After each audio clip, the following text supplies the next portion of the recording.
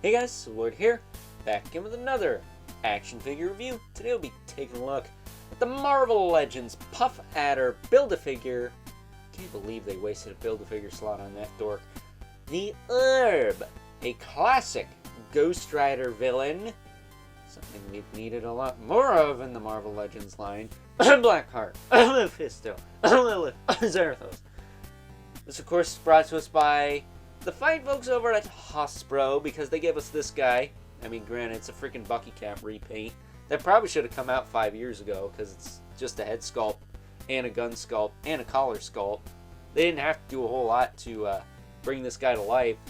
I mean, he's a relatively simplistic character. But what the hell is up with Hasbro and not taking advantage of the Ghost Rider catalog of characters? I mean, seriously. We're getting Madeline Pryor instead of Mephisto. I'm pretty sure everyone, including myself, would have rather have gotten Mephisto out of that Ghost Rider HasLab than anything else. I'm just saying.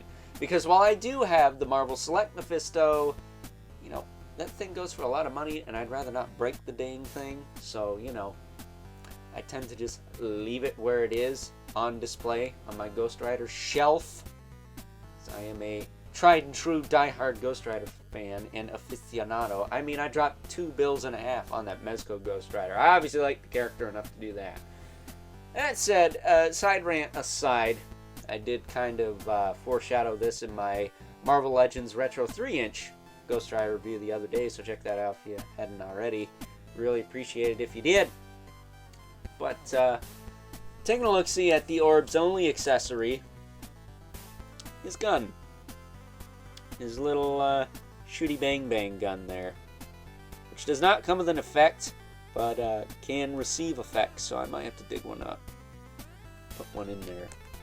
That said, taking a closer look at the Orb, he comes with a bath piece too, but I don't give a shiitake mushrooms about that. He's a big freaking eyeball. I mean, look at that. How are you gonna miss that? Even if this is a Bucky Cap, how are you gonna miss that? And I won't say, he's not as gummy as Sleepwalker was. He is a little bit in the elbows and in the knees, but not flexible as all get out like Sleepwalker was. So, you know, kudos on Hasbro for listening to my rants and raves and fixing that. I'm taking full credit for that, because nobody else was complaining about gummy plastic but me. Okay? So all you Spiral fans out there can suck it, because that figure's trash because it's made out of gummy plastic. This guy's better than that because it doesn't feel like it's going to snap in my hands. That's, as far as I'm concerned, half the battle right there. As far as articulation on this guy goes, his head can rotate side to side. He can look up and down a little bit. I just remembered I never did do a review of that Spiral figure, but I don't care. I don't. I'm not going to. Don't ask. She's in storage, and I don't know where all her weapons are, so. That said, he does have the disc hinge in the shoulder there. It's very difficult to move sometimes. You can rotate it all the way around. Nice tight shoulders. He's got a bicep swivel, double elbow that works fine. He's got the white gloves there. He's got a swivel in the wrist with a hinge. And if you have the Despair figure, you could probably soup this guy up with some fist hands. I think Despair had white fist hands. Maybe they're slightly off-white, but it should be close enough to match. Zap Crunch goes that far forward, or backward. That far forward. Looks like a pot stove, or a wood stove, or whatever. I can literally almost stick my pinky in there. It's kind of not great, but it's fine. Gets good range. He's got a peg hole on the back. Got a swivel in the waist. He's got a floaty belt. I don't know if this is the Moon Knight belt or not. Kind of looks like one. He can kick forward. He can kick back a little bit. Kick out. Do the full splits. So that's nice. He's got a thigh cut. He's got a double knee here. Then he's got a swivel in the boot with a hinge in the foot. And a rocker joint. He's got peg holes at the bottom of the feet too. So, fun figure. It's fun. I like it. I like the crazy big head, and if you're wondering, you can't pop it off. Like See the disc hinge underneath. The collar is a separate piece, so you want to be careful. You're not going to lose that. But, popping that back on. Really cool. I dig him. I think the hands pull out. Yeah, the hands pull out. You can take the gloves off if you want. But it's nice to get another classic Ghost Rider villain in the Legends line, considering Hasbro gave us the stupid Eternals wave, but we're still without an updated Blackheart. The Toy Biz one is great. It's a little bit risque shoulders, though. I might have to put some soap or something in there to loosen them up a bit. Maybe the same thing with that Mephisto, huh? That way I can pose them and not have to worry about snapping something. Because those figures kind of go for mucho dinero nowadays. And, I don't make enough to replace things all the time. So, take that for what it's worth. But, with all that being said, it's time now that we move right along and take a look at some size comparisons. First up, here is the Herb and his big bulbous eyeball head, alongside a couple of characters he's pretty well known for interacting with. Spider-Man, not specifically black costume / symbiote Spider-Man, but a Spider-Man on the Renew Your Vows body mold, because that's the one everyone likes. I still prefer the Amazing Fantasy one, but I was able to get to this one way easier, so that's what you get.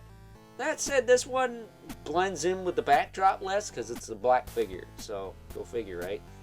That said, we also have the most recent Legends Ghost Rider offering, the retro card Johnny Blaze Ghost Rider with the skeleton hands, yeah. That said, it would be nice if we got a Danny Ketch sometime soon, right? They did say at UK Comic-Con, or Comic Convention, Comic Toy Show, whatever you want to call it, that they do have a legendary rider coming out this year. And I'm keeping my fingers crossed that it's Danny Ketch with his bite. Who else could it be? I don't know.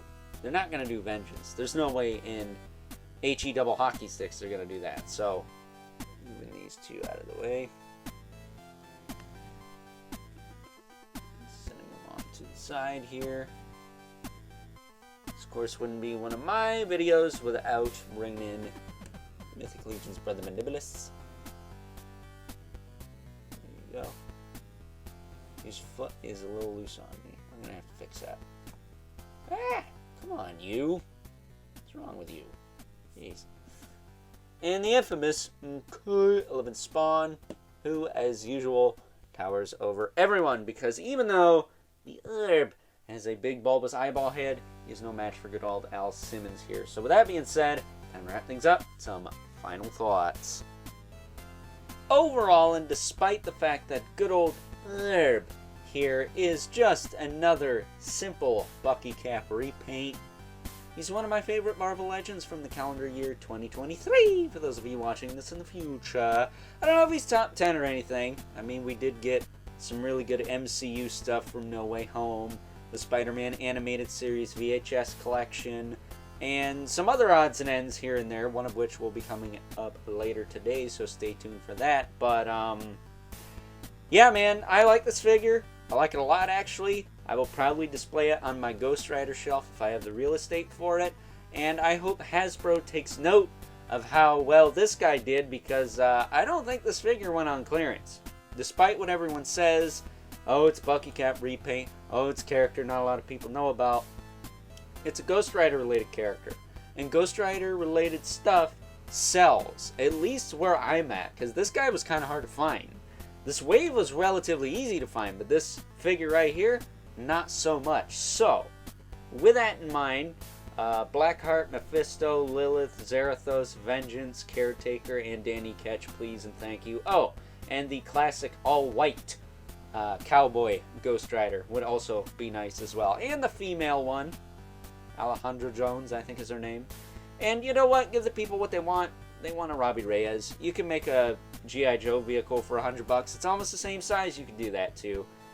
I don't need all the bells and whistles. Just make it look nice, alright? Make it look pretty, and I'll buy it. Not for no $350 though. You can go shit in your hat. So, with that being said, until next time, hope you guys enjoyed this review. I'll catch you guys later.